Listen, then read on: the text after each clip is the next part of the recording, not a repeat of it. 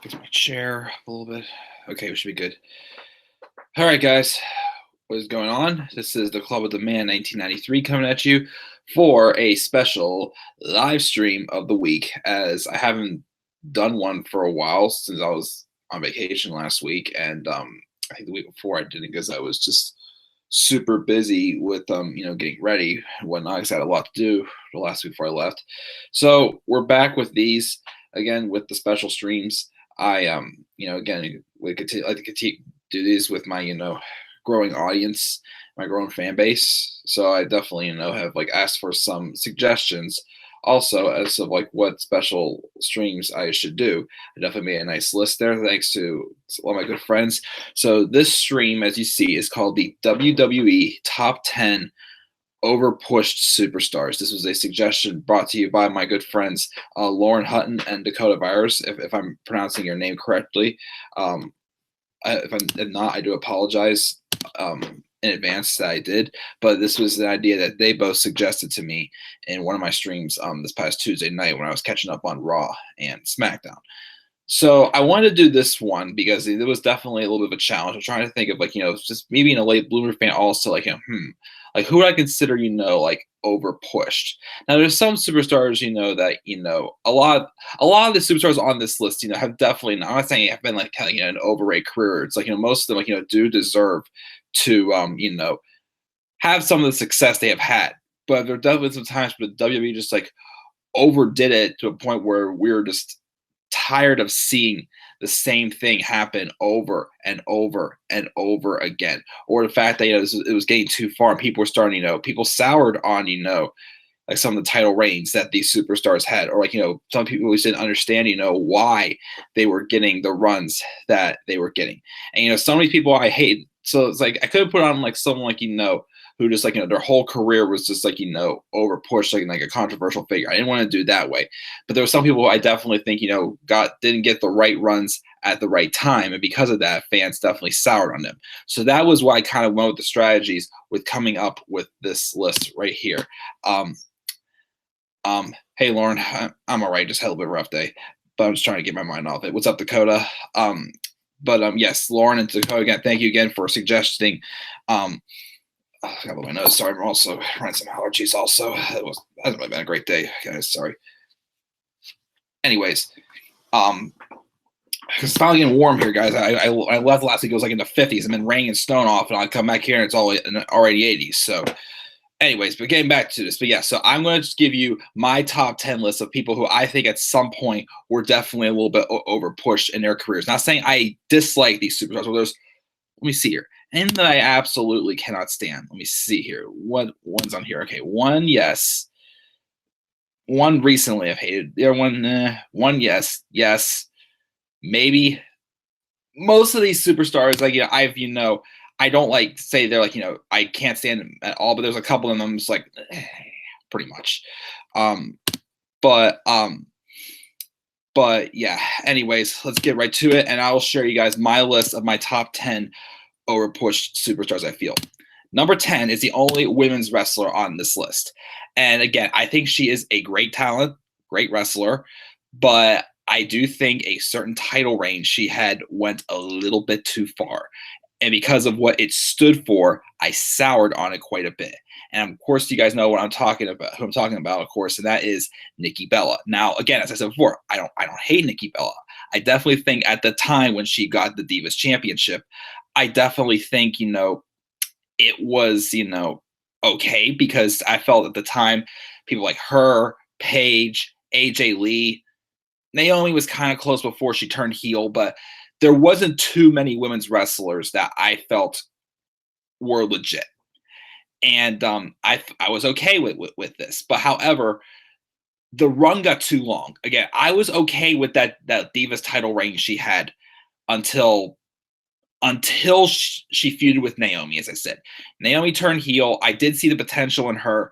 And when she turned heel, I was hoping that maybe, this is like the start of a fresh talent, and maybe it's time to pass that Divas title over to her.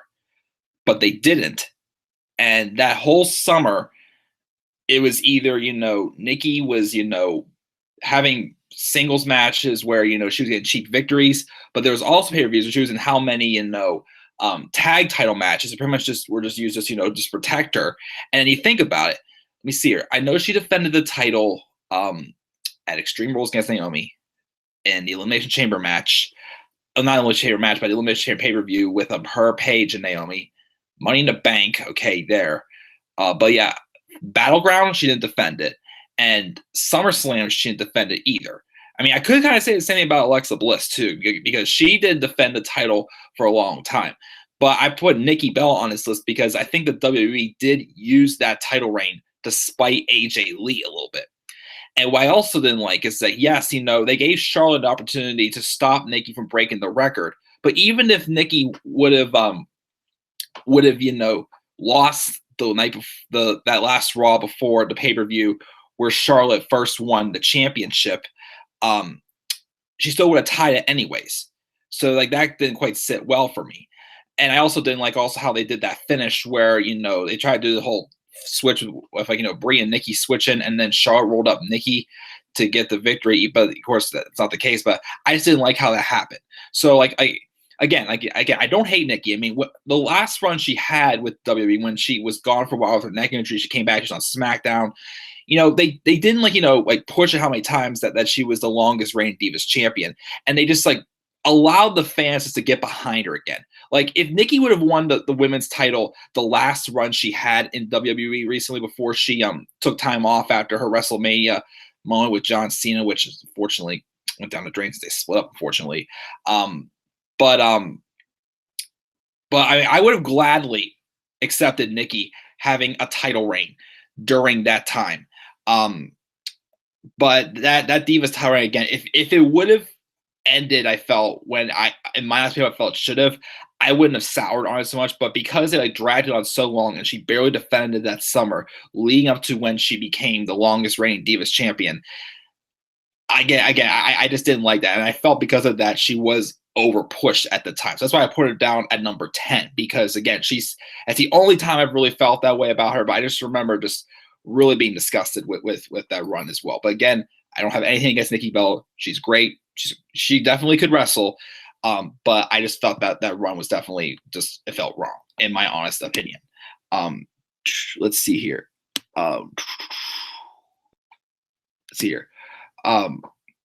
Sorry guys. Roman, we'll get to his number one. Everybody thinks Roman's gonna be number one, and it's all right, Lauren. Yeah, Dakota's playing 2K18. He's been telling me all about it. And some of the ratings, some I agree, some I disagree with. Nikki got pushed because of John Cena. Yeah, I mean, maybe I've heard rumors about that Cena was the one to push for that. I'm not sure if that's true or not. She thinks Charlotte is overpushed as well as Asuka. I mean, kind of, yeah, especially too with people who didn't really know Asuka as well, watching her run in NXT. I can definitely understand that.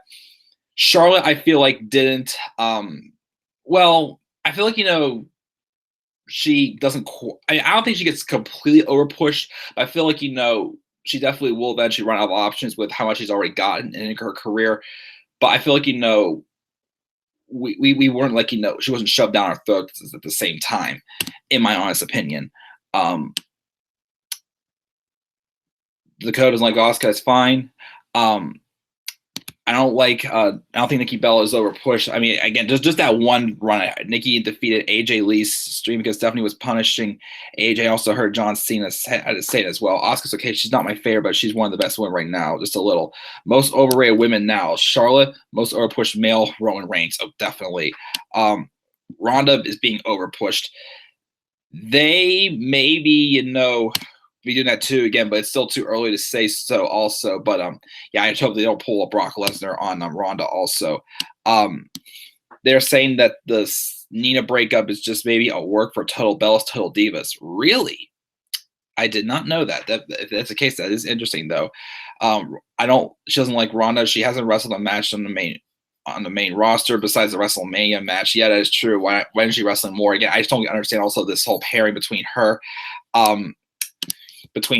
and Natalia also just feels random. You should do richest WWE stars as well. I got to do some research on that, but it wouldn't be too bad of an idea. But yeah, that's that. But my number 10 is Nikki Bella, only because of that Divas title reign that just went on way too long, and what it stood for. My number 9 choice is someone who was recently released from WWE earlier this year that I really just don't understand why he got, the position he got. Well, that makes no sense, but I'm talking about the position he got based off of, after he split up from his tag team, because just knowing the backstage history he had, and just also the fact that he truly was not a cruiserweight. So this was right before, of course, when Triple H took over the cruiserweight division. So it's like, why would you do this? And that's Enzo Amore. I mean, Enzo and Cass, entertaining as hell down in NXT. Awesome. One of my favorite tag teams when I first started watching NXT. I couldn't wait for them to come to the main roster. They came to the main roster, and they booked Enzo Amore to look like a huge, annoying little idiot that just no one could stand.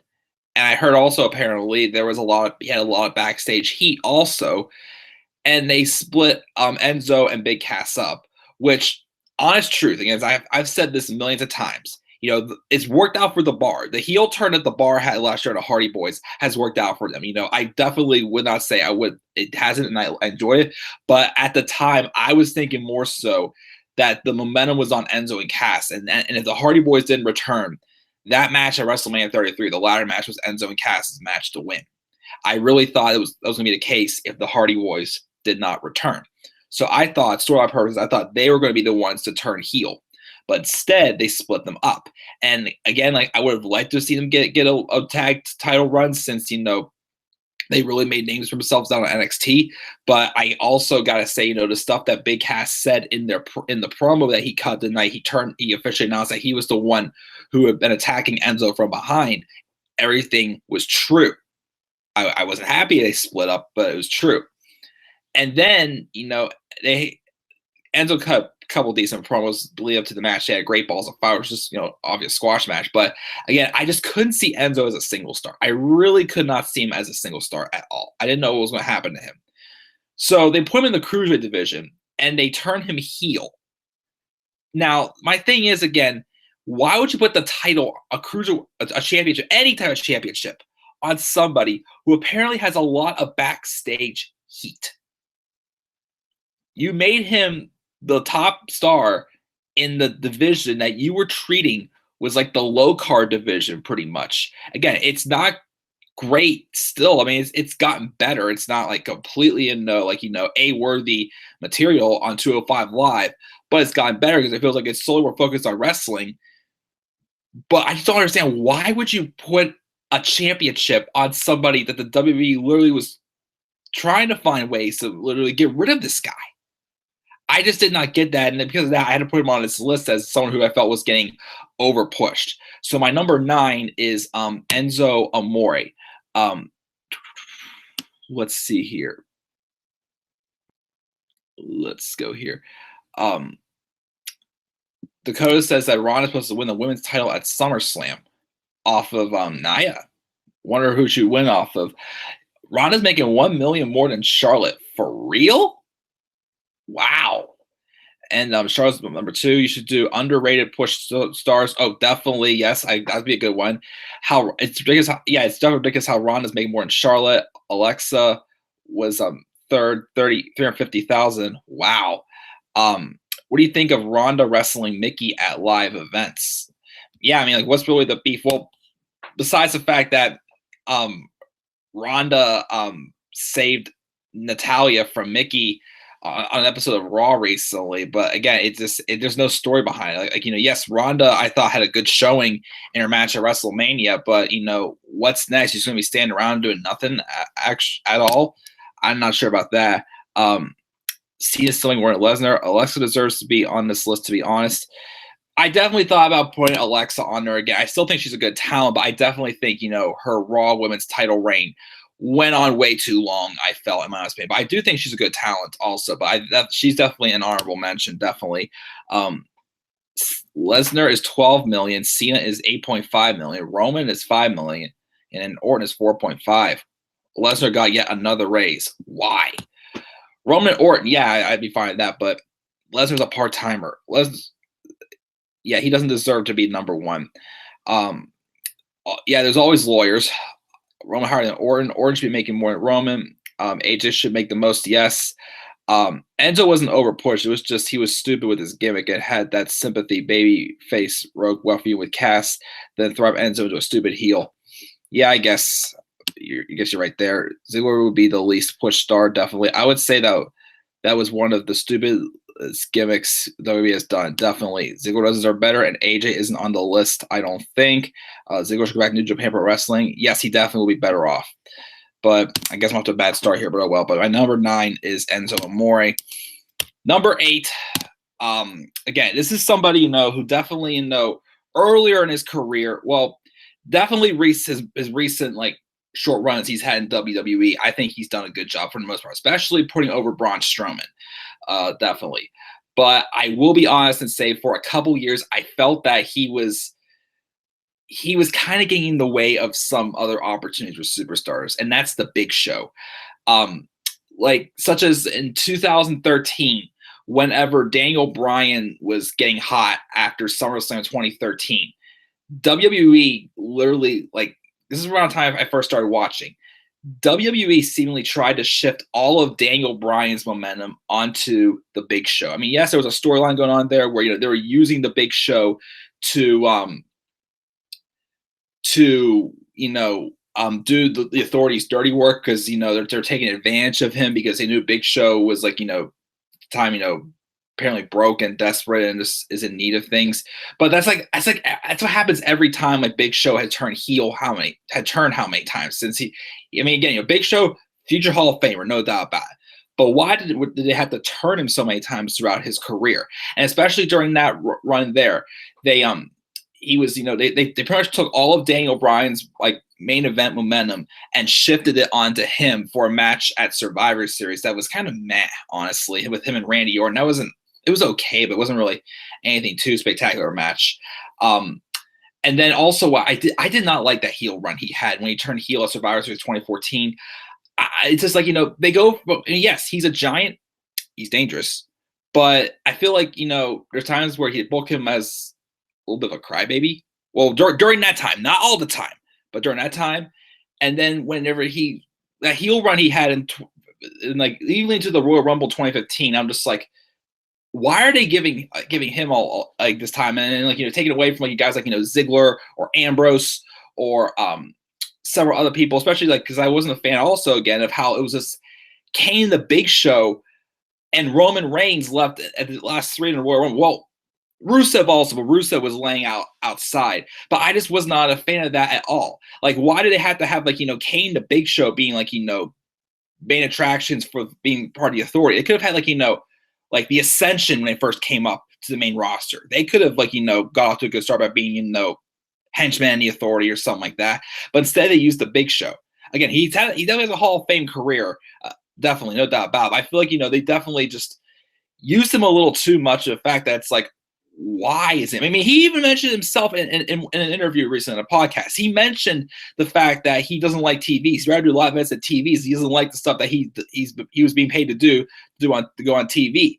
It was just just him just doing so much, or how many stables he was a part of. That's why CM Punk didn't like the idea of having a stable with him, Big Show, Daniel Bryan, and Seth Rollins when the Shield was formed. Also, because he felt that that's happened how many times. So they've definitely again, it's not really over pushed, but overdone so much, I feel, for the Big Show as well. But that's my number 8 is the Big Show. Let's do it here. Ziggler is better as a babyface. His mic skills are top 5 in the company. Yeah, definitely. If Ziggler could get pushed, him and AJ could put on 6-star matches against each other. I definitely agree. Yes, they definitely could. Do the top 10 best on the mic like that. Top 10 feuds. Cena would be number one and The Miz number two for microphone skills, definitely up there. Big Show deserves better as well. They lost faith in Big Show when he became part of the Authority. It said he's retiring next year, I heard. Yeah, I mean, and I know we haven't seen. Well, I mean, I'm going to be watching the Greatest Royal Rumble match after I do this stream, but I definitely think he's definitely towards the end of his career again, Hall of Famer. But I just felt that he was being used a little too much. I felt like where you could have used other superstars in his place as well. But yeah, I do definitely think that Big Show is a Hall of Famer, and yes, he does have the most turns of any WWE. I think like 23 now or something like that. Yeah, and the show in Orton feud was kind of boring. I do agree. Punk would come back I so wish that Punk would definitely come back, but I've settled the fact. I'm satisfied. I'm content with the fact that I know he's probably not coming back. So if he comes back, awesome. I'll be surprised. I would love it, but I'm not gonna bank on it anymore these days.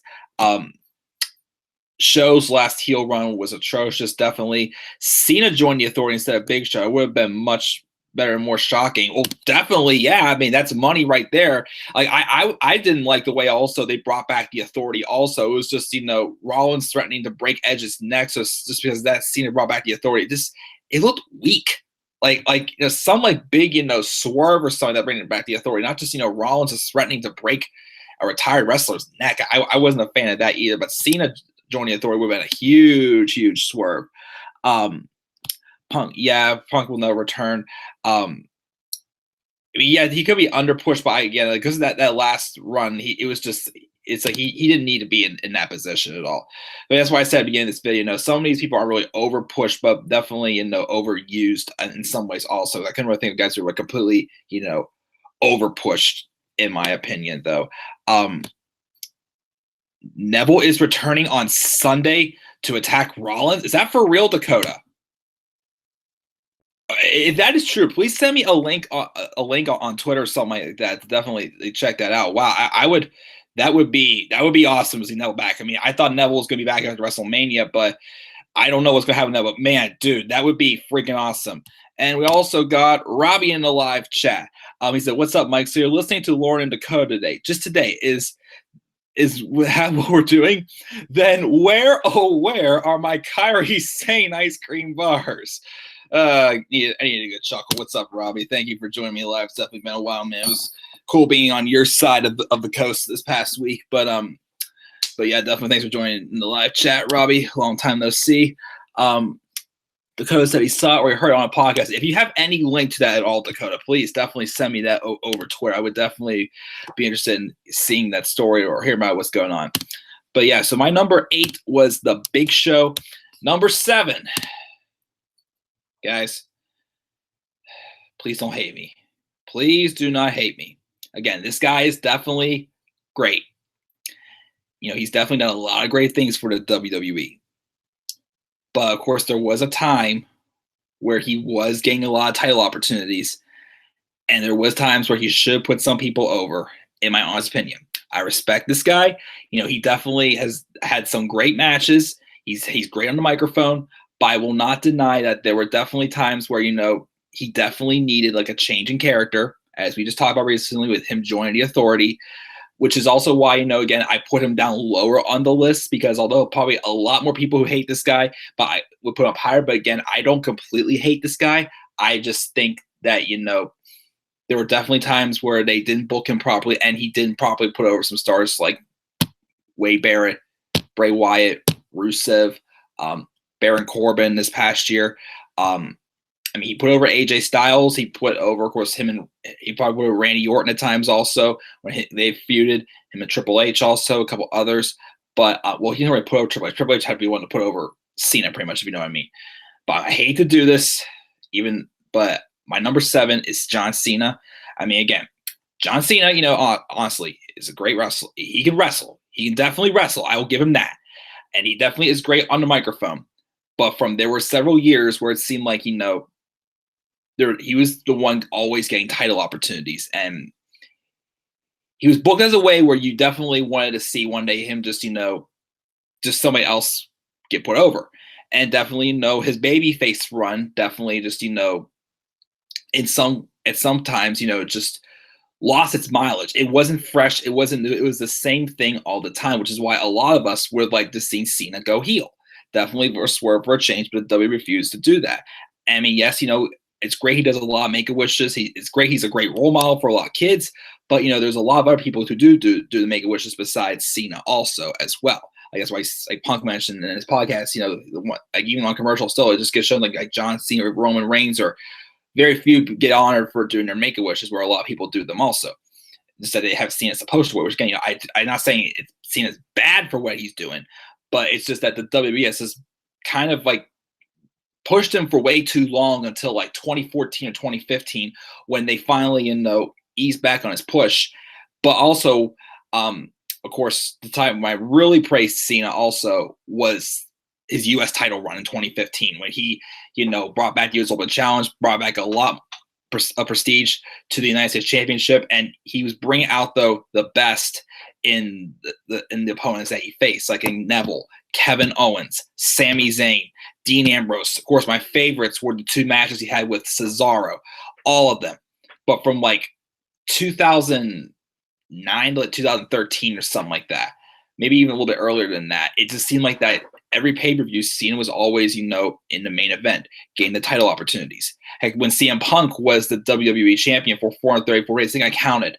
I think the 13 pay-per-views that Punk was champion, I think 8 of them, Cena was part of the main event. 8 of them. We try to think. Survivor Series, I believe. Yes, when he won the title Survivor Series of Cena, Rock versus Truth and Miz, which, that was, yes, I understand the match is special, because, it's Cena and Rock teaming up. Like, that's like a once-in-a-lifetime thing you'd think, okay, that is acceptable. He wasn't at TLC that year. Royal Rumble, well, Cena wasn't the main event at that because, the championship match doesn't usually main event the Royal Rumble. Well, he did main event it with The Rock the following year. Elimination Chamber, Cena and Kane main evented that pay-per-view, I believe it was. Or was it the was it that, or was it the World Heavyweight Championship chamber match? Either that, or it was Cena and Kane, the ambulance match. He main evented WrestleMania that year. He also main evented Extreme Rules' match with Brock Lesnar. He main evented Over the Limit in a match against John Laurinaitis. He main evented over No Way Out with that steel cage match against the Big Show. He main evented in the Money in the Bank ladder match at Money in the Bank. He main evented SummerSlam, Night of Champions. He wasn't on Hell in a Cell that year. He did he main event Survivor Series? I think it was main event Survivor Series. And he main evented TLC that year. Well, Punk wasn't at the pay-per-view, he was injured. But I mean, again, yes, he's great, but it's like we wanted something fresh from him. And it's definitely reasons why we're part of the John Cena problem. Again, I respect Cena. Definitely, he's not one of my top hated, but I definitely understand why a lot of people, couldn't stand him. But because I respect him, I put him down lower on the list. So again, I'm gonna let the live chat. Hopefully, I don't have any hated remarks big time. But again, I have nothing against John Cena, but I did honestly feel he was a little bit overpushed, in my honest opinion. Let's see what happens in the live chat. Let's see here.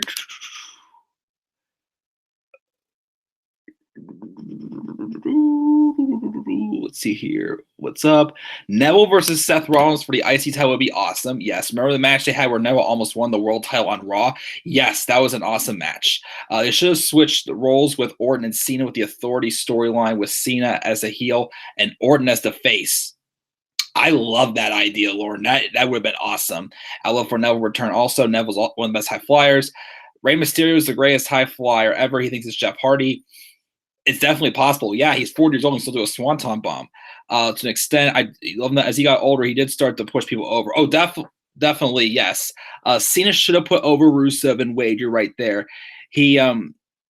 But yeah, he was able to put over Roman. Again, I was cheering for Cena in that match because I wanted to see, again, as I say, I do respect that, Roman is a great talent, but I do agree that, he always wins those moments like that, pretty much. Like that had the same feel as Rock and Cena Part 1. I wanted to see Cena beat Roman in that match. I wanted to see that happen. I mean, like, he put over AJ Styles well enough that, I was cool with him winning the championship off of Styles at the Royal Rumble last year. I wasn't happy though with the fact that they only gave that run 2 weeks because of, it's the 16th world title reign. It didn't make the title reign feel special. I mean, he definitely, deserved that title opportunity. But and I was happy he did put over Bray Wyatt in that triple threat match and in the Elimination Chamber that year.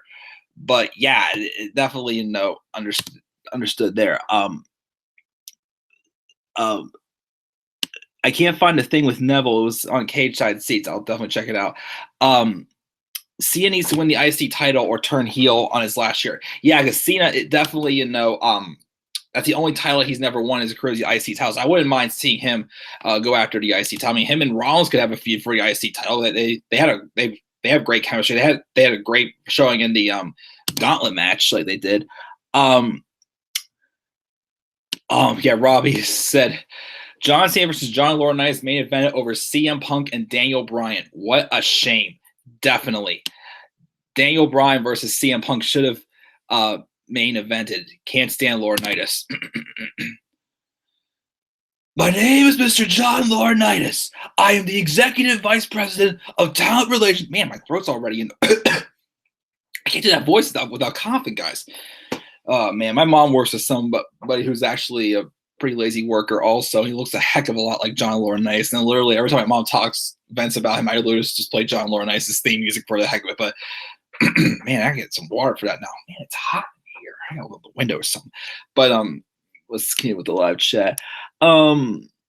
Spoiler alert for Sunday. As of the moment, no titles is expected to change hands.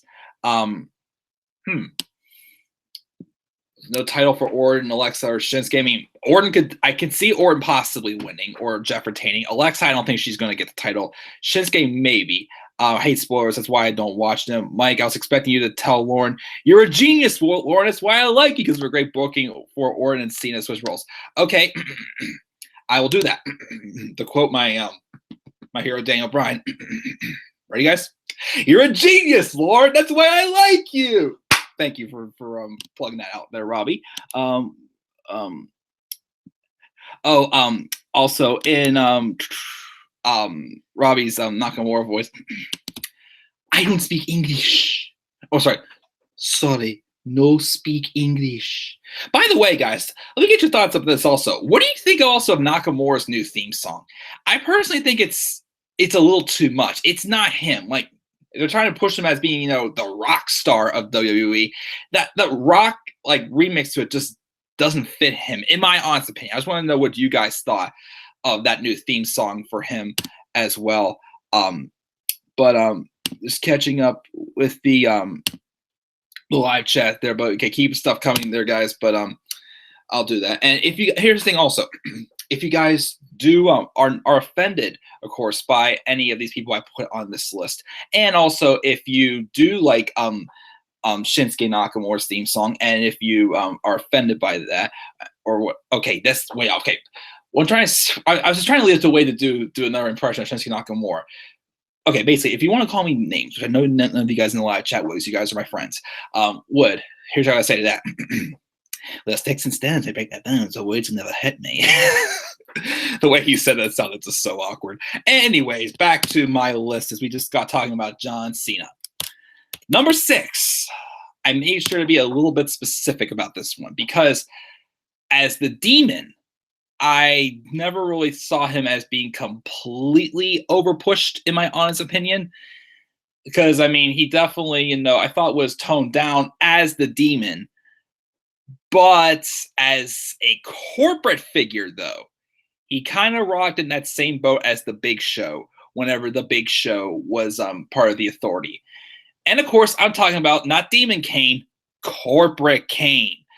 Guys, I am sorry, but I could not stand Corporate Kane at all whatsoever. You have a guy who's dressed as a demon coming out in just slacks and no shirt on, wrestling in dress shoes. I don't know. Again, kind of like the same thing as the Big Show. It's just it just felt like he was just overused big time, getting away of other talents who definitely could have benefited from the role of being a part of the Authority. Instead, you had like guys who are definitely lockups for their Hall of Fame career that just didn't really need that and just got away with other superstars getting that big push. Like I said earlier, the Ascension could very well been in there. Or actually, also, another thing I remember thinking about too around that time, since the Big Show turned heel and joined the Authority, you guys remember Sheamus was supposed to be in that match also, but he was written off due to an injury. So Sheamus will be able to participate in that match. And it says Sheamus at the time was definitely on the verge of definitely they were planning on turning Sheamus heel in 2014 until they put that on pause. I think that's the reason why they put the U.S. title on, because he first was going to turn heel. Well, of course, they were also planning on having to face Daniel Bryan at WrestleMania 30. But I really wonder what they would have had Sheamus join the Authority there. I mean, yes, he kind of did after Seth Rollins went down to injury at the end of 2015. It kind of also, of course, at that time, it was just too late. His heel run had already just started to, sour down, definitely, because they didn't book him well as Mr. Money in the Bank. But anyways, there's a lot of more people that could benefit from being part of the Authority. Again, Cena joining the Authority would have been a huge swerve. I mean, Daniel Bryan joining the Authority would have been heartbreaking, but that could have been a very effective swerve also there also. But it definitely would have been very heartbreaking to see. But the same thing was the case for Corporate Kane. It's like, why did he have to be the one to, join the Authority as well? It just didn't make any sense. He didn't really benefit from it. He didn't need it. And of course, that awful feud he had with Rollins when he came back and he's like, act like nothing's wrong as Corporate Kane, but he just turns into the demon. He comes out to kill Rollins. Like, I'm sorry, that was awful. Especially they had their match at Hell in a Cell, which that was average, okay, but they had the match like week or two earlier on Raw, the show where the Authority like somehow got stuck or something like that, catching their plane. So Kane was in charge and he booked himself in a match against Rollins, even though they told him he was allowed to. So I was like, okay, I won't. So he had the Demon Kane wrestle Rollins in the match, in a lumberjack match. That feud was horrible. Definitely one of the worst feuds of 2015, definitely for sure. But yeah, so that's why he's number 6 on my list. Corporate Kane is number 6, not Demon Kane, because Demon Kane I feel has been booked been booked fine, but Corporate Kane did not like that. I am sorry. Let's see here.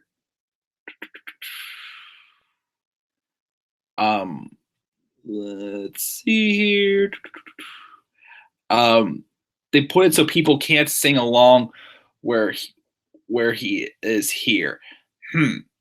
I personally like his new theme because I feel like it gives him this heel gimmick a little edge. I like how edgy this song is. Is a heel. Yeah, I don't know. I just felt like it just doesn't quite fit. Not the theme. I feel like it's just a little too much. I feel for Nakamura, but that's your opinions, guys. That's completely fine there as well. Don't you, Mike? Don't you know if you saw the backstage segment at WWE Greatest WrestleMania? Remember, Tom made the list. I didn't get to watch. I've watched pieces of it, but I didn't get to see that segment yet. Tom made the list. Who? Mike Rome. Was it Chris Jericho put Mike Rome on the list? I had to look through it again. I've watched pieces of the Greatest Royal Rumble pay-per-view so far, but I'll definitely have to find that.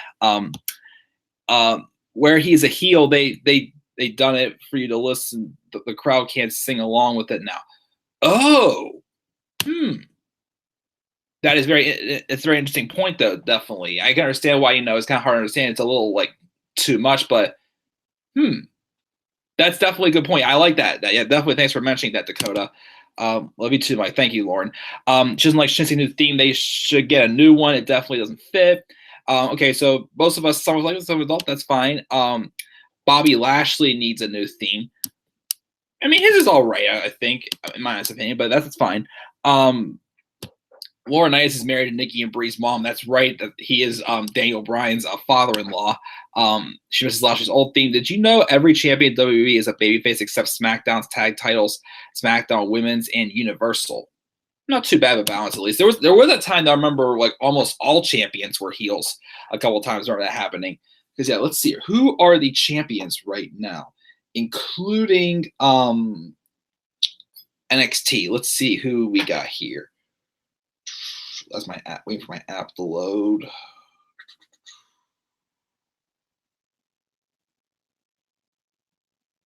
Superstar champions. Okay, Adam Cole heel, AJ Styles face, Aleister Black face.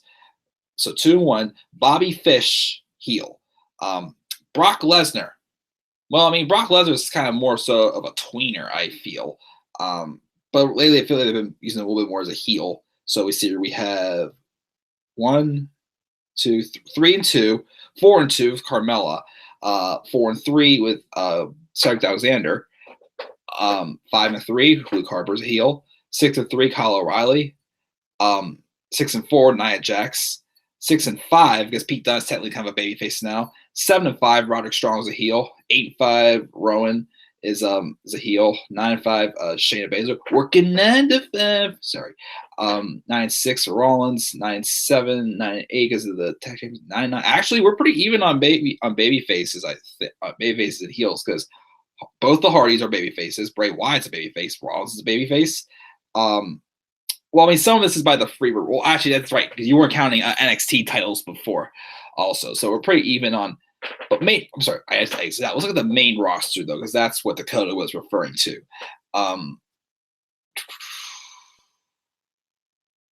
Superstars. Okay, main roster only. Okay, AJ Styles, babyface. Brock Lesnar, I'll count as a heel. 1 and 1. 2 and 1 with Carmella. 2 and 2 with Cedric Alexander. 3 and 2 with Harper. 3 and 3 Nia Jax. 4 and 3 Eric Rowan. 4 and 4, 5, 6, 7. Actually, there's more baby face. Yeah, there's more baby. You're right. There's more baby faces than heels on a main roster. Right now. Well, I think you're counting this tag champions is one thing, but very off topic there. Sorry about that. Kane is definitely under pushed. He is. Corbin Kane sucked. The Authority also wrecked him. Oh, yes. Kane, back in the old days, is definitely awesome. Kane deserves one last great push. Come on, send him to SmackDown Live. Yeah, why did randomly send him back over to Raw? That was my thing also. Why was he randomly put back on Raw? Just a few with Strowman and get a random Universal title match? I didn't get that. Yeah, Kane, I think what was great up until the end of Team Hell No, I think, was definitely when he was at his best, I think, in my honest opinion. Robbie says, hey, Mike, while I have nothing personally against him, I believe Brock Lesnar has stayed as welcome as Universal Champion. Hopefully Lashley, Strowman, or Rollins will dethrone. That's definitely true, Robbie. Definitely, yeah. This Universal title reign for Lesnar didn't need to happen again. The feud with Goldberg and Brock just didn't need to have the title in there at all, I feel, in my honest opinion. I mean, yeah, it was a little bit of a prize for Goldberg, but the feud didn't need to have the title in it. It was fine without the title. Brock just needed to prove he could beat Goldberg. That's all it was. Sheamus is also definitely underrated.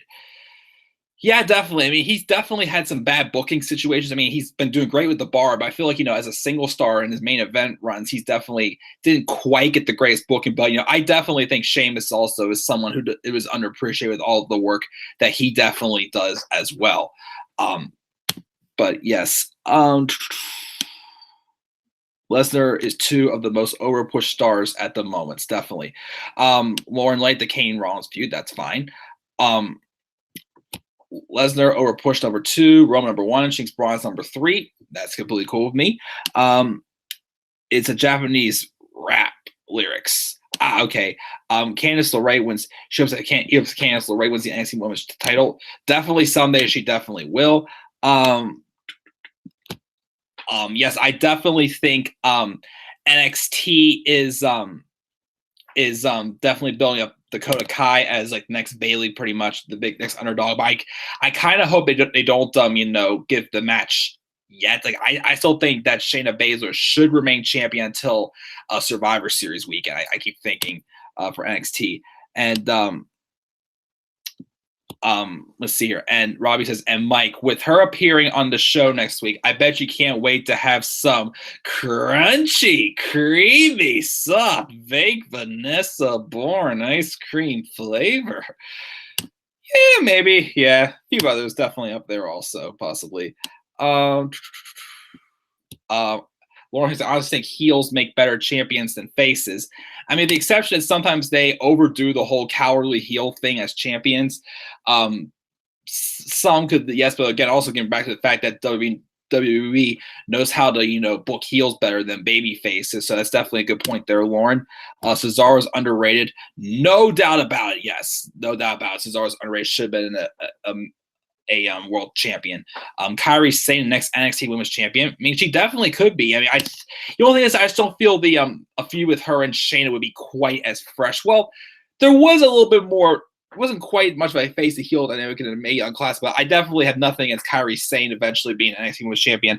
I would like to see a match between her and Asuka though someday. Someday, her and Asuka definitely have to have a match when Kairi gets to the main roster. So, Kairi Sane can definitely be NXT Women's Champion also, but I think they're going to build up with their history, build up Dakota Kai to be the one to dethrone Shayna Baszler, though. But I have nothing against Kairi Sane being NXT Women's Champion at all.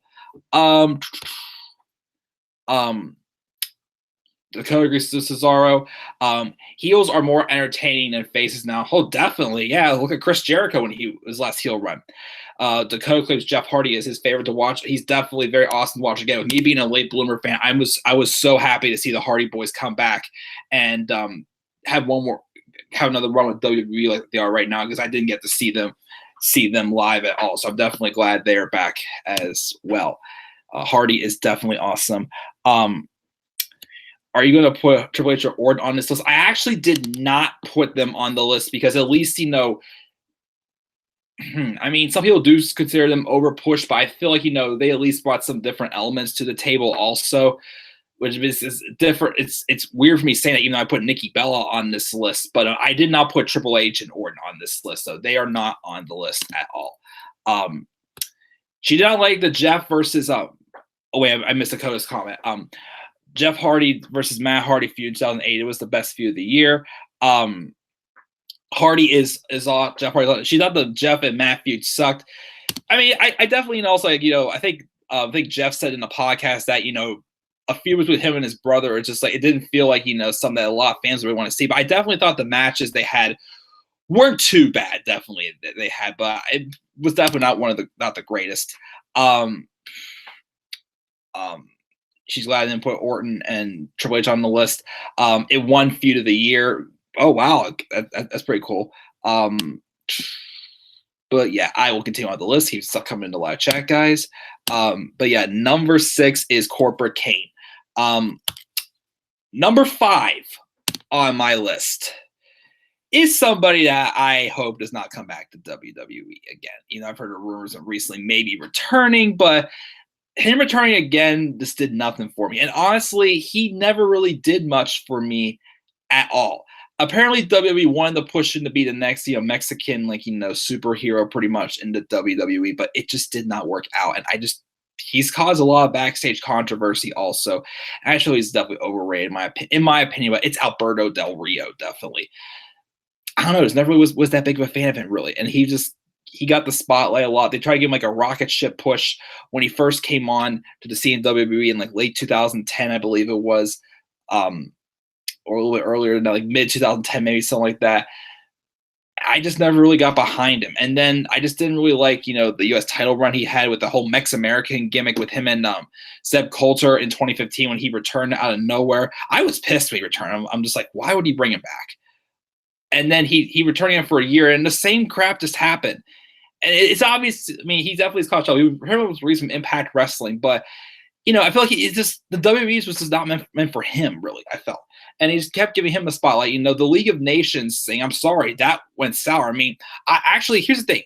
I was fine with a stable with Sheamus, Barrett, and Rusev. Del Rio about him being there was kind of random, but that whole stable just did not work really at all whatsoever. Everybody just looked like a joke in it. But I just never always thought Del Rio was really that great, in my honest opinion, at all whatsoever. But that's why he's on this list. My number 5, Alberto Del Rio. Let's see here. Dean Ambrose is underrated. Definitely, yes, Dean Ambrose is underrated. Speaking of which, wearing my Dean Ambrose t-shirt. Walked around the mall today with it. But yes, definitely underrated also, but definitely needs that heel turn when he comes back because his face run his course. Mike, Dean Ambrose's facial expression when the Money in the Bank slime exploded in Seth Rollins' face. Enough said. LOL. Guys, as always, as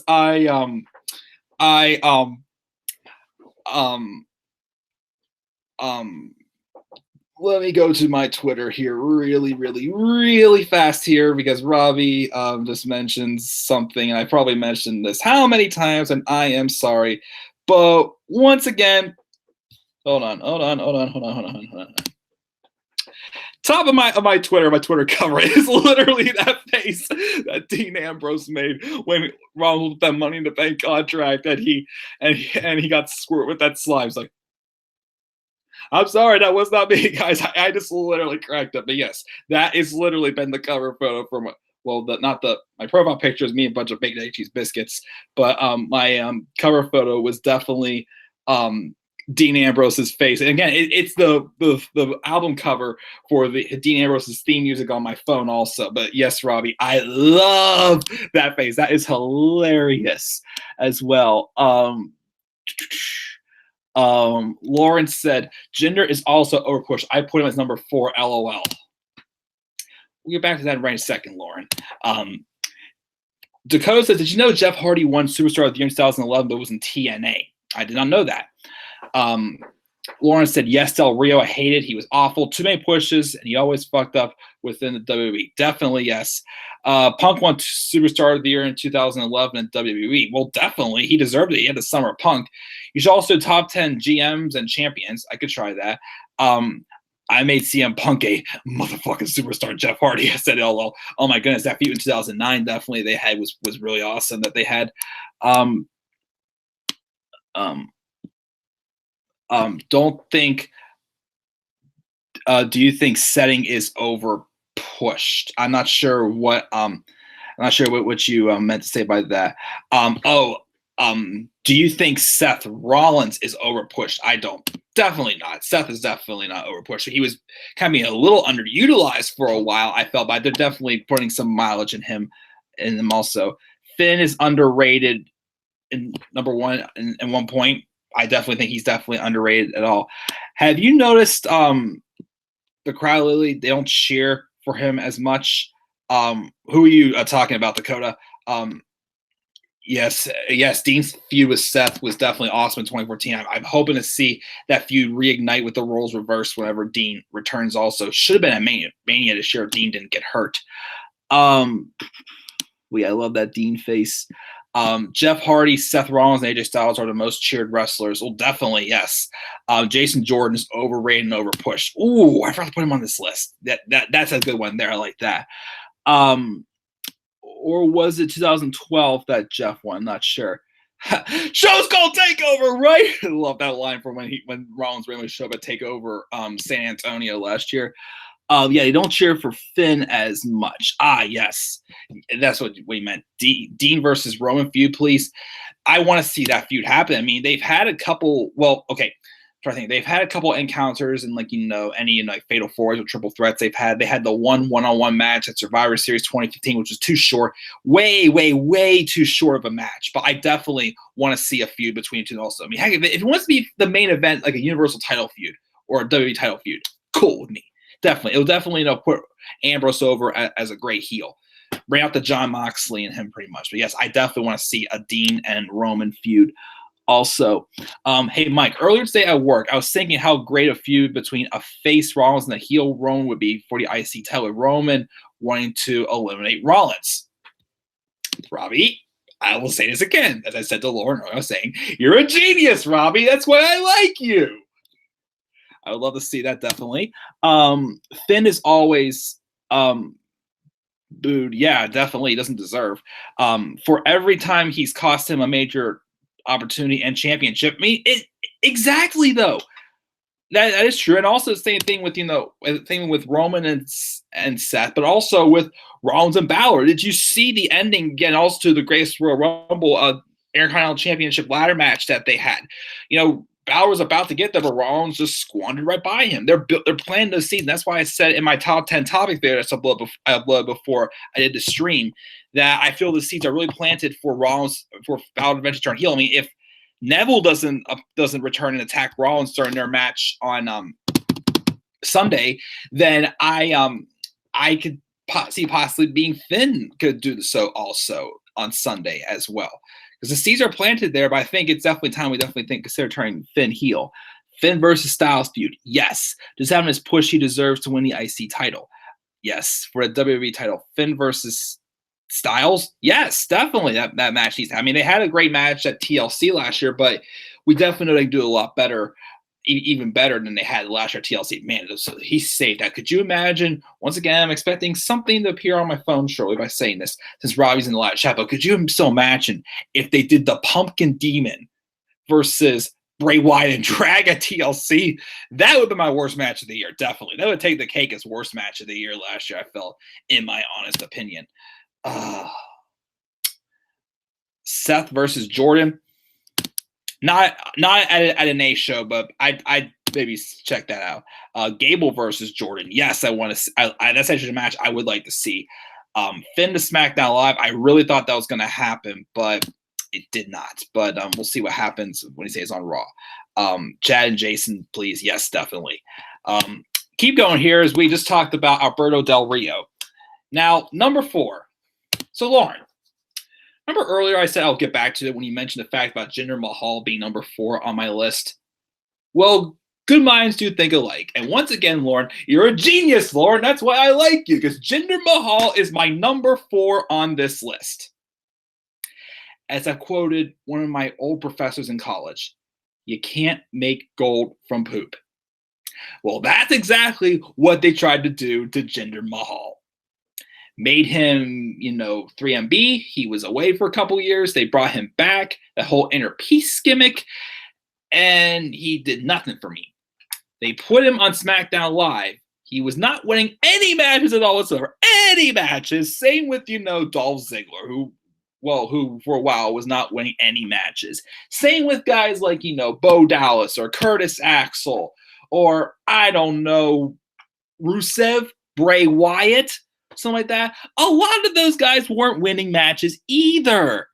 But because, we're having a big tour in India later on this year, we got to have some India in character, even though Jinder Mahal is Canadian in real life, become the WWE champion to be the big highlight of this trip to draw viewers of the India audience. So they all of a sudden made Jinder Mahal a main eventer.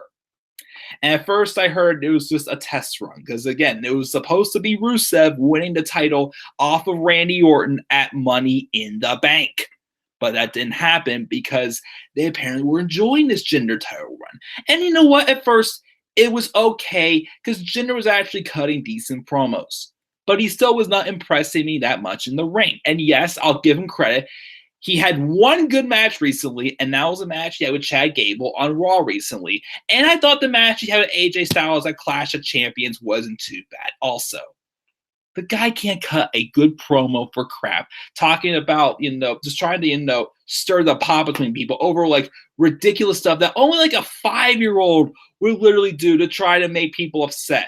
Remember, Robbie, as you called it in our Year in Review Awards video we did with Dan at the end of the year, the many faces of Shinsuke Nakamura, trying to stir the pot between Bobby Roode and Randy Orton over the top 10 list. The fact also that it took Randy Orton so long to become U.S. champion, even though Bobby Roode only been there for 6 months. That crappy stuff. This was a guy who was nothing, and then you tried making him the biggest thing on your blue brand. One of the biggest reasons why SmackDown Live sucked in 2017 was because of that. And you guys all know how much I can't stand Jinder Mahal. And I even said at the beginning, if they would have just started slowly, if they even wanted him to be WWE champion during that India run, they didn't have to put the title on him right away. Build him up. Maybe he could have won. Here's the thing. If you wanted to make him a top star, build him up, here's an honest suggestion. You could have built him up in a mid-card feud or something like that first. Give him a run with the U.S. title maybe or something like that. And then maybe he could have won the WWE title in India.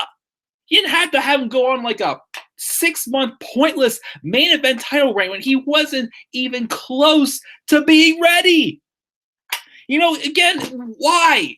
Just why? Like, what did they see in him that was going to definitely, knock the socks out of everybody in the audience? Why? Overpush for sure. Lauren, you called it way before I even said, but Jinder Mahal is my number 4 on this top 10 list. This all right top 10 list, I shall say. So not all these guys have been like overpushed, but overused, whatever the heck you want to call it. But number 4 is Jinder Mahal. And I'm going to stop right now before I blow a gas because you guys all know how much I can't stand Jinder Mahal. Let's see here.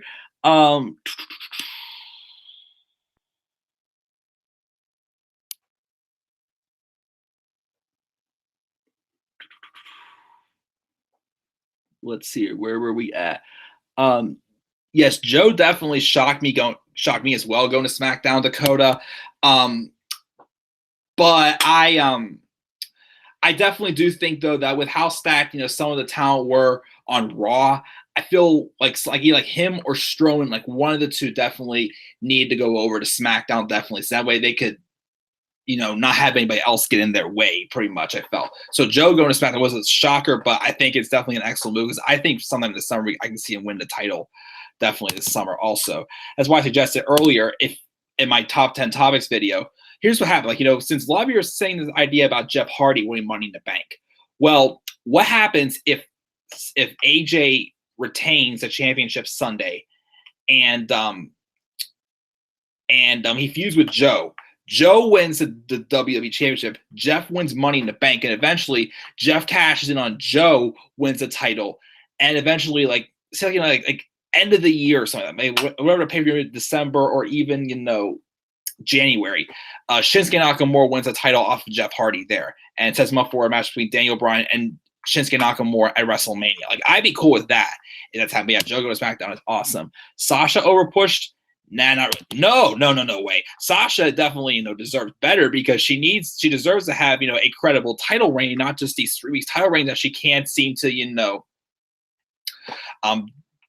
retain her championship. Definitely needs to happen. That's why we love you, Lauren. Great minds do think alike. Love you too, Lauren. Mike and I are Lauren Hutton's guys. Oh, gosh. Oh, gosh, Robbie. Neville should go to SmackDown Live with Jeff Hardy or Shelton Benjamin. Yes, I'd like to see that.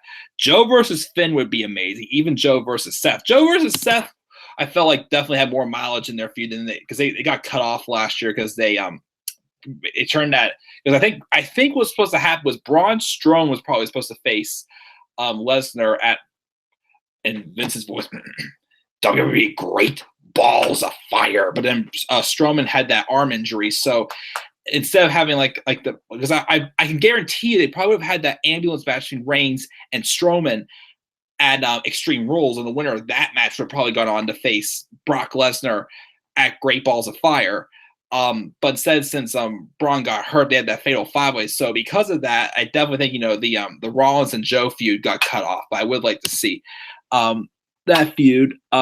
Joe versus Finn, they had a great feud down at NXT. I wouldn't mind seeing that on the main roster also. Ziggler feuding with Jeff Hardy, sure. Do you see Orton turning heel on Sunday?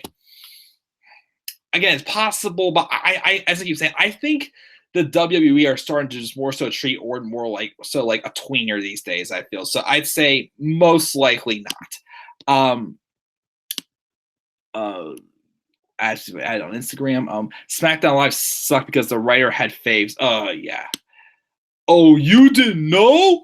Your ass better block somebody. Yeah, just like he blocked Dan. I unfollowed Road Dogg actually on Twitter. I don't even want to give him any justice. Jeff won Most Popular Wrestler of the Year in 2008 and 2009. Oh, definitely. He seemed like he was, definitely. I'm now hoping SmackDown gets better this year since they got A+ stars. It already is looking a lot better for sure. Cena should go back to SmackDown Live when he returns and feud with Jeff and Joe. Fresh competition there. He definitely needs to wrestle Joe. I definitely want to see that match for sure.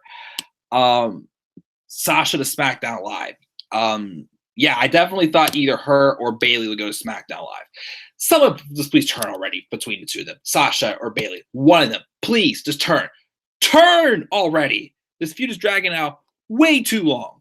Plus, also, as I said before in my top 10 topics video, somebody else who's Nia gonna feud with after Sunday? Because I don't see Alexa win the title off of Nia. Who's gonna feud with?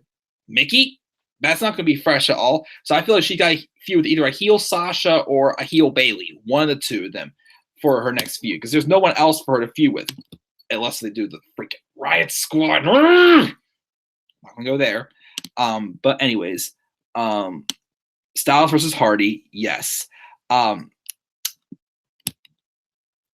Brock, speaking of Brock, he didn't compete for a match. He didn't even compete for much of the Fatal 4-Way at SummerSlam. He should have dropped the title to Joe, and it would have been Joe, Braun, Roman at SummerSlam, a triple threat. Yeah, it would have been as great as that triple threat was at the Raw on July 31st last year. Because I was at that Raw. That was a Raw where the first 2 hours were great, and the third hour just sucked. The main event being Big Show and Big Cass. Remember that Raw, guys? Yeah, I was there live for that.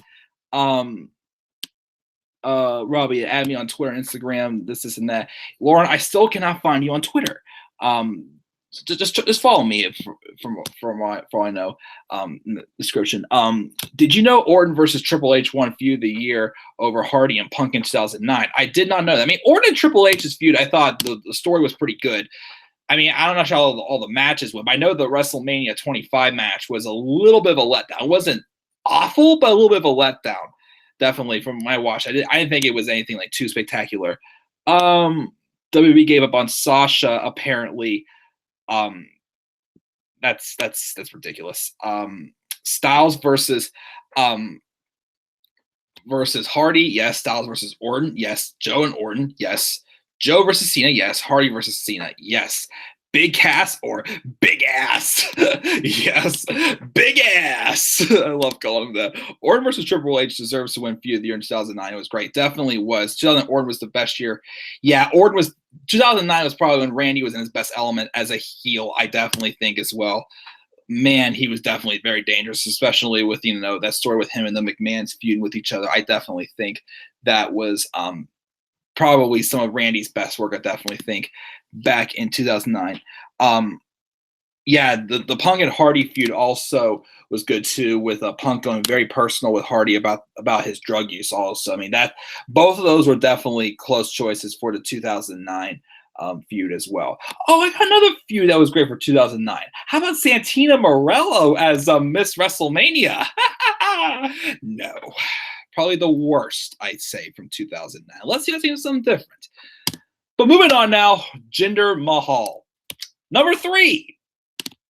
So you guys have mentioned 2 names that obviously is overpushed, definitely into WWE.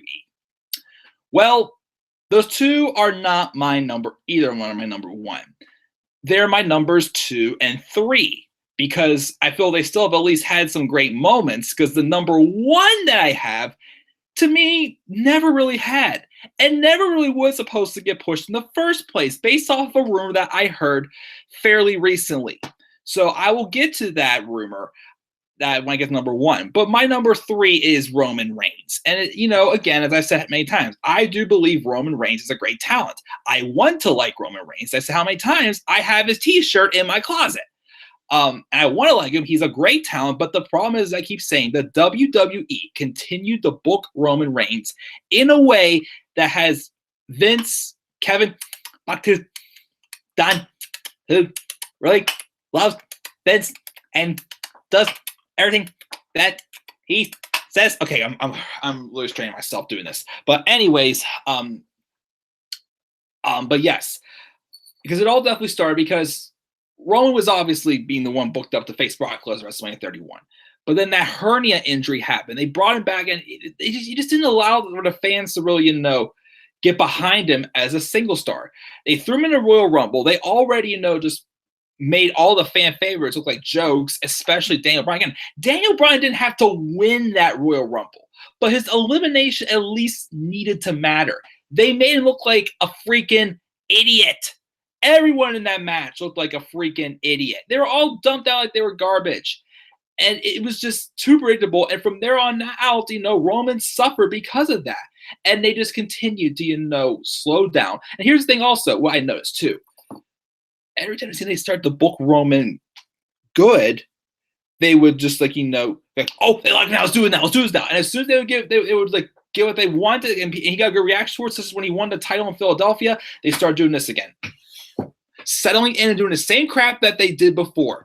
Such as giving Roman a title opportunity after Triple H said earlier in the night that Roman was not going to get any more title opportunities. But at the end of the night, they hand Dean Ambrose, Roman Reigns, and Brock Lesnar title opportunities. 3 guys, as I say, why would an opportunity to fight, to have a match at Fastlane to fight Triple H at WrestleMania for a title? Not just that, but why would Triple H want to fight any of those 3? He doesn't like, Roman and Dean doesn't like. Why want to fight Brock? They had that history based off of their feud that was just a little bit overrated. In 2012 and 2013, but why would he want to face any one of them? Why isn't he giving Sheamus the opportunity, or someone else that Triple H likes and would be willing to give that title opportunity to show what the main event was? That's what the whole storyline was with him. Wanting to see guys like Orton and Batista get over it, in the storyline with Daniel Bryan in 2014. Again, he handed to him. The WWE just shows how stupid they can be because they don't even try. Triple H and Roman Reigns, again, was a dream match of mine. I wanted to see that match ever since the Shield and Evolution feud in 2014. I was dying to see a match between Triple H and Roman Reigns. All they had to do was tell a good story, and the seeds were planted very well with that great beatdown by Roman at TLC in 2015. They could have stacked all these odds against Roman, having to overcome all these odds at WrestleMania to get to WrestleMania. Yes, they could have gone with some storyline and definitely tarnish the friendship with Roman and Dean pretty much. They didn't even go as far as that. They just handed him the title opportunity. The opportunity to get him to become the title. And that is booking that shows that the WWE just wants to shove this guy down our throats. And, again, that's why, it can't help but have us just hating on him. Yes, 2017 probably was the year they didn't, shove him down as hard. He put over Braun Strowman very well. Let me see here. Who else happened in 2017? I mean, yes, he had a not good feud with Kevin Owens. His feud with Taker wasn't really anything spectacular. I mean, again, Strowman, the feud with Strowman was great. He cut some great promos with Cena, and then the Shield reunion was all right. So I feel like 2017, they at least toned him down. But as soon as WrestleMania season came around, boom, they start booking him like, he's a top star all over again. There was, again, for the Elimination Chamber match, there was no, momentum or any story behind him even winning the match. He was just there to fill a spot. So me being cool because, I got my wish having Shinsuke winning the Royal Rumble, even though they didn't build him up to be a proper champion yet as well, which I'm glad they didn't put the title on him at WrestleMania. But still, I gave it a chance and it failed. WrestleMania 34, just their match it didn't work. I was done. I didn't want to see it again. Their match at Greatest Royal Rumble was absolutely stupid. Brock won because his back hit the ground first on a steel step. So is it the rules because both your feet have to touch the ground first? Every time like they always botch finishes because of that stupid. Man, it's a guy that's talented. I want to cheer for him. I definitely see the talent in him, but they just continue to do stuff like that makes fans like me frustrated because I want to like him, but at the same time I can't because of.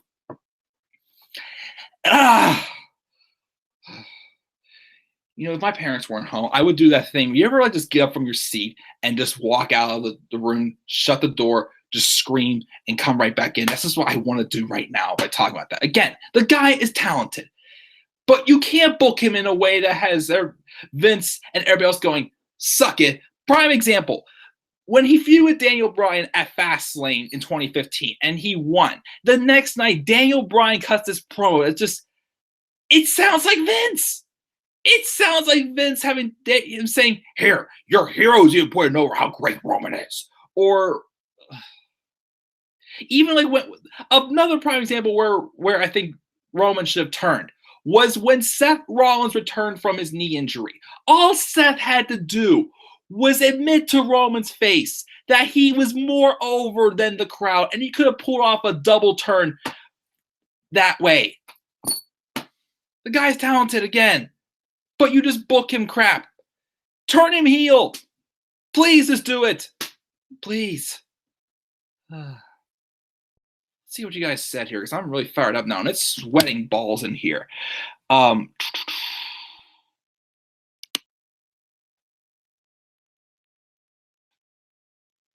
Let's see here.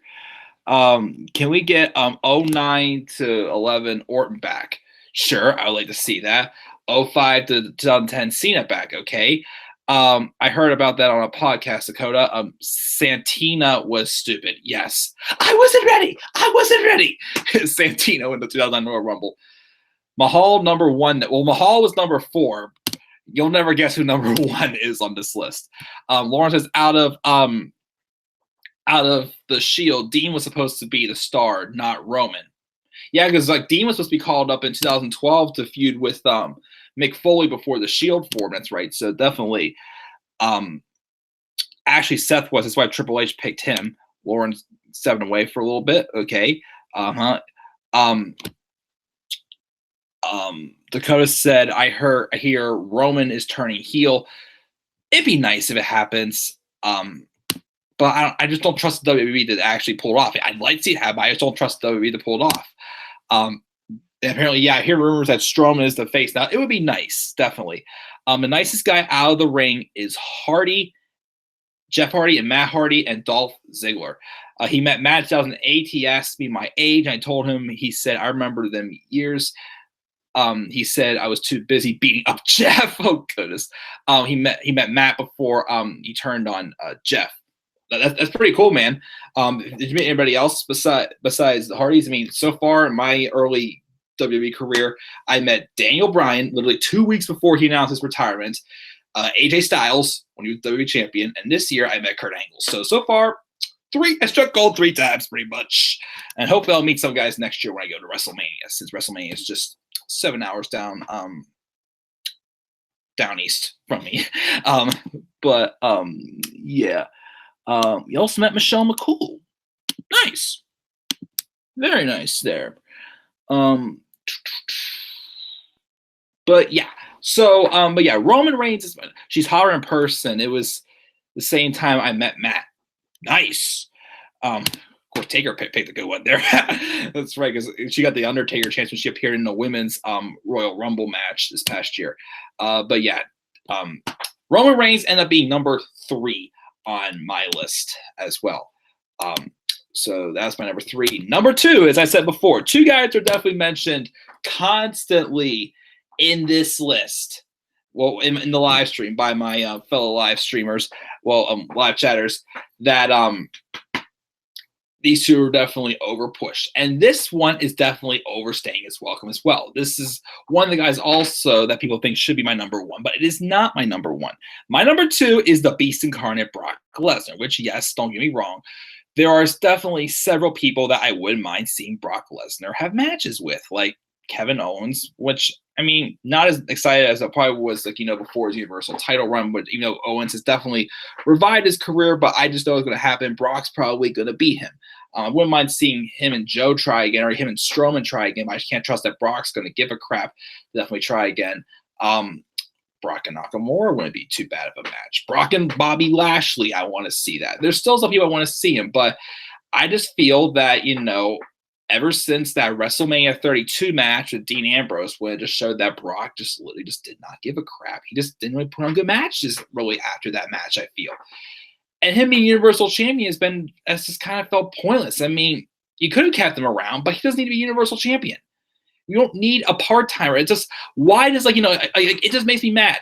Again, the WWE pushes that 30-day rule, out of the blues sometimes. But when Brock Lesnar's Universal Champion, it's completely okay. And again, I cannot stand in promos recently, such as the one with Alexa Bliss mentioning that why was Brock not defending his Universal Championship in the Elimination Chamber, but she had to, even though it didn't make sense the week before. Alexa Bliss made sense. She was excited about being a part of history. But, she got to the point, and there was no good explanation as to why. Why does Brock Lesnar get these special privileges just because he's a part-timer? Why is he allowed to not defend that title in every 30 days? I mean, for a while last summer, I mean, I'll be honest, he felt more of a prestige champion than Jinder Mahal did. But now this has gone way too long. Again, I was just like, whatever, screw it. Just give Roman the title. Let's get this title off of Brock. I'm just dying to get that title off of Brock at this point. He just does nothing. It's getting old. Suplex City, I see it all the time. F5s, whatever. It's just old. There's nothing fresh to it. And him being Universal Champion just does nothing for me anymore. If he wasn't Universal Champion, okay, then maybe I could definitely stand him a little bit more. But I mean, he's had his great run. I'm still not completely thrilled with him.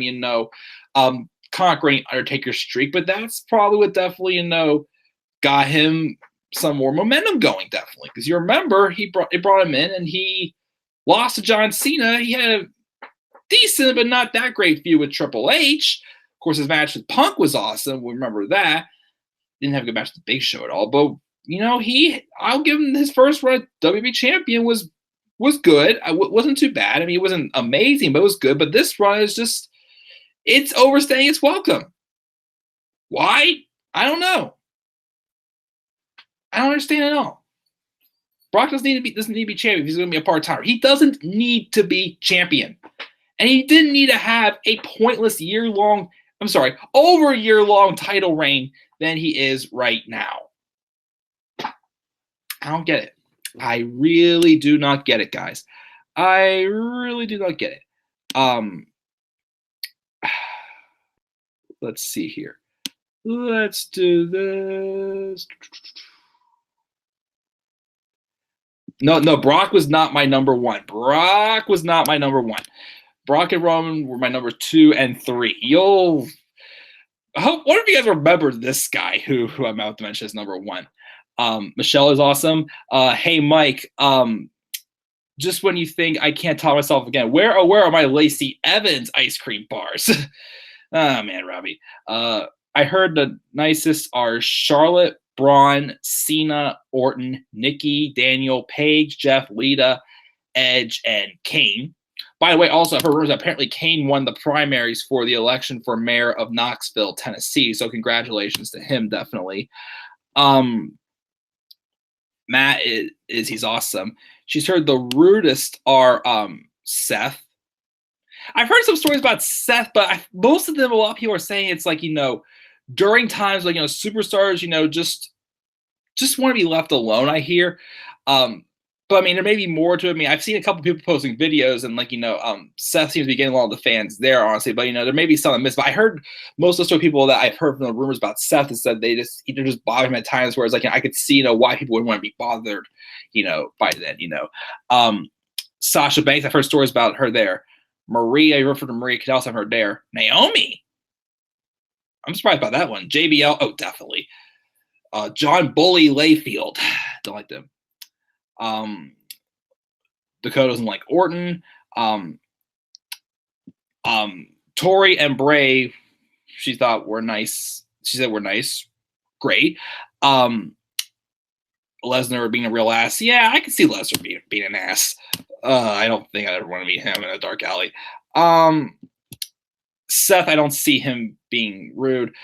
Stephanie, Triple H, and Shane. Oh, definitely. They're. I mean, Stephanie and Triple H play awesome villains on TV, but they're definitely, great people that I would definitely, be willing to meet in real life. Again, the real life people are awesome. The characters are awesome, are great villains. Well, again, when you don't have Stephanie on TV every single week, just verbally bearing superstars, as we'll never get their comeuppance on her. But they definitely do a lot for the company. I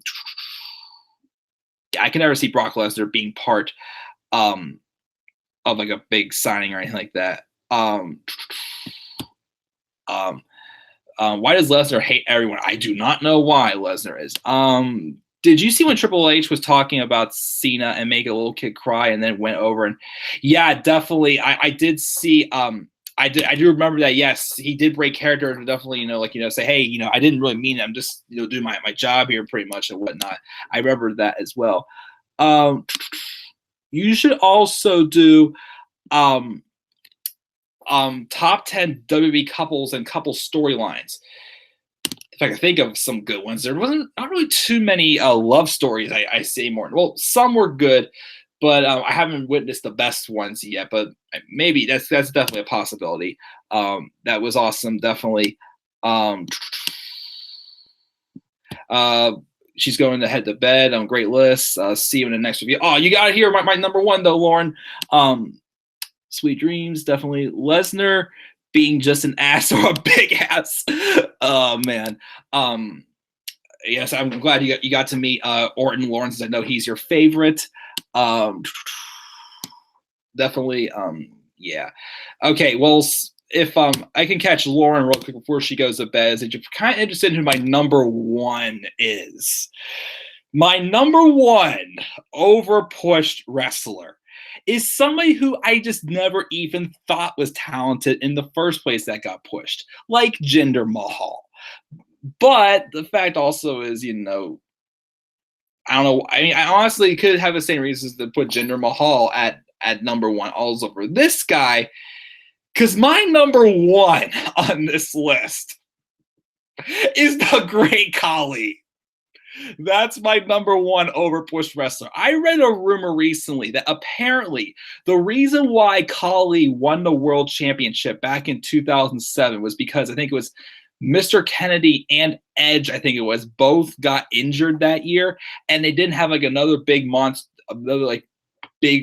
heel apparently to be world champion. So because of that, that's why they put the title on the Great Khali. The Great Khali literally walking around, going like this. Eliminated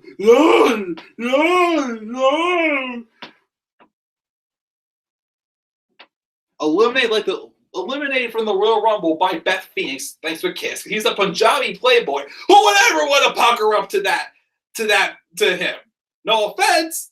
And also the fact, guys, one of my favorite memories of the Great Khali. Remember last year at Battleground? Remember that? Remember whenever Jinder Mahal and Randy Orton had that Punjabi prison match that was a complete flop? No offense, sorry.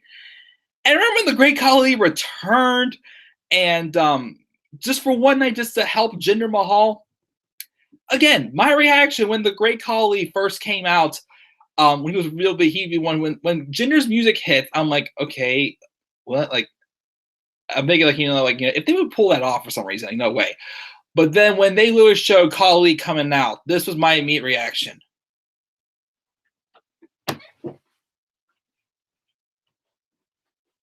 Why? Except the fact that I literally got up and walked across the hall and went to my bathroom because I thought I was going to throw up. And I'm like, why? I'm sorry. The Great Khali, again, Braun Strowman, no offense, before he became a single star, was kind of like the Great Khali. He was a big man who just didn't really impress anybody.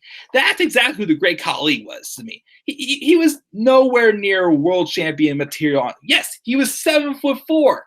He could barely move, for crying out loud. Punjabi plunge, vice script. That was so bad. You're gonna make me go.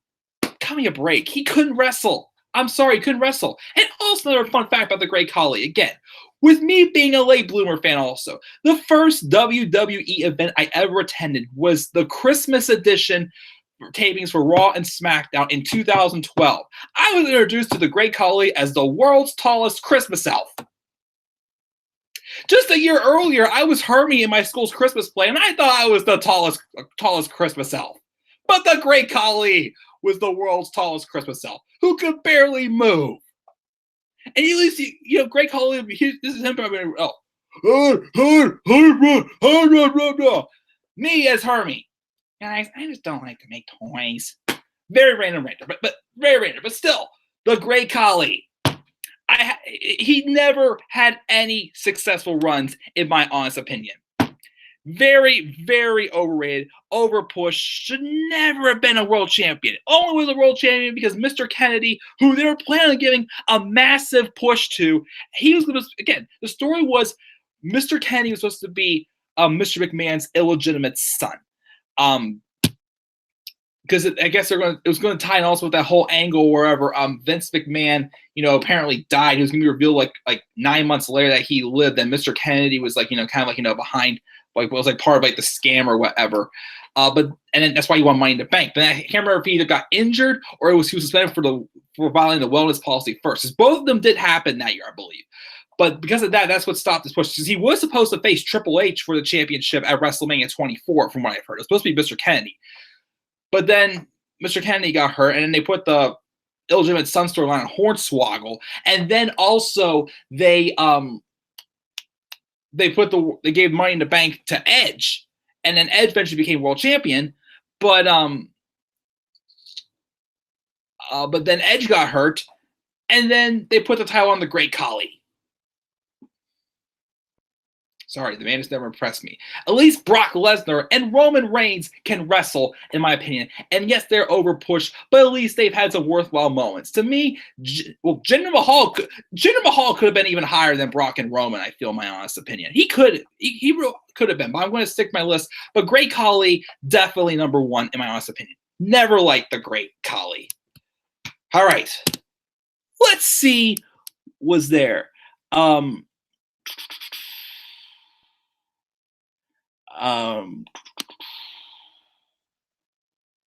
Let's see here. Orton was very nice, and attractive and down to earth. Of course, you'd think that, Lauren. Just kidding around. Just kidding. Don't worry. She's really going to bed now. Good. Okay, Lauren. Sorry. Good night. You can't go. He's doing number one. Hopefully, she caught it. The Christmas episode where Mick Santa Claus Foley got. Oh yeah, I forgot about that. He got run over by Del Rio. Yeah, the main event of the last match I saw was a Christmas street fight between Cena and Del Rio, with Cena throwing a bowling ball in between Del Rio's nuts like 3 times. And then I don't know if it was a dark match or not, but after the match was over, let's just have it off air. Cena wished Del Rio a very Merry Christmas. Well, around the time, I think that was also where Del Rio was transitioning to a babyface role, because you remember he did win the world title off a Big Show at the beginning of 2013. And he kind of went to a babyface role for a few months before he went back to being a heel with his feud with Ziggler. So, but yeah, that was odd, definitely. First time I ever even watched anything with wrestling, well, in a long time, because I know my sister used to watch a little bit back in like the Attitude Era and whatnot. Yeah. Oh, Lauren's back. Lauren, I'm sorry, you don't say it. I hate to keep you, but my number one was the Great Khali. For Christmas, why not Santa? Yeah, I should have put Santina on the list. Santina Marella. Santino at least had some corny moments, definitely also, but Santina Marella. Oh my goodness, that was so terrible. This whole Santina Marella crap. Oh man, but yeah. So yeah, that's my list, guys. Went a little bit longer than I expected this live stream, but we definitely discussed a lot of good things definitely in this live stream. I'll go over my list again one more time for my top 10 overpushed superstars. My number 10, Nikki Bella, again solely because of that Divas title run in 2015. Number 9, Enzo Amore, since they made him the Cruiserweight champion. Number 8 was The Big Show for his run of the Authority, especially, and how many turns he's done. Number 7, John Cena for, not doing it, just giving him title shots years and years. Corporate Kane, number 6. Number 5 was Del Rio. Number 4 was Jinder. Number 3, Roman Reigns. Number 2 was Brock Lesnar. Number 1 was the Great Khali. Any more questions in the live chat? You doing another stream? Yes, I'm going to be doing a second stream because I want to do. Well, I might take a shower. I do want to do live reactions for the Greatest Royal Rumbles. I haven't gone to watch the actual match. I mean, I know who won the match, but I haven't gone to actually watch the matches. So I'm going to do live reactions for that when I log out of this stream. Yeah, sorry if this guys went over. Lauren, you don't have to stay up if you don't want to. I mean, I don't want to keep you. I mean, if you want to, that's cool, but I don't want to keep you. I don't want to keep you up because I know you probably get to work. You're probably tired tomorrow, whatnot. But But yeah, guys, that is it. Again, thank you also to Dakota and Lauren for definitely suggesting this topic, the top 10 overpushed superstars. Again, I'll be going live probably about 5 minutes or so to do my live reactions of the greatest Royal Rumble. Tune in to do if you want. We can just talk about whatever you want during the stream as well. It doesn't have to be wrestling, just chat about whatever. Again, also, guys, thank you guys definitely bringing me up again. As you saw me in the stream, I was a little down, had a little bit of a bad day today. But, you guys are awesome. Thank you for definitely, give me some good giggles, Robbie, Lauren, and Dakota. Definitely, again, I look forward to definitely hear what you guys have to say during the Greatest Royal Rumble stream if you definitely tune in. But guys, again, with your top 10 list, though, for your overpush stars in the WWE as well. Leave us down in the comment section below. And be sure to always click buy, like, and subscribe for more content coming to the channel. And follow me on Twitter as well at DemandingAir183. Again, you can find that by clicking on it in the link in the description box down below. So I'll see you guys in 5 minutes as I watch the Greatest Royal Rumble match for the first time as I didn't get to last week. So, guys, I'll see you guys in 5 minutes. Peace out, everybody.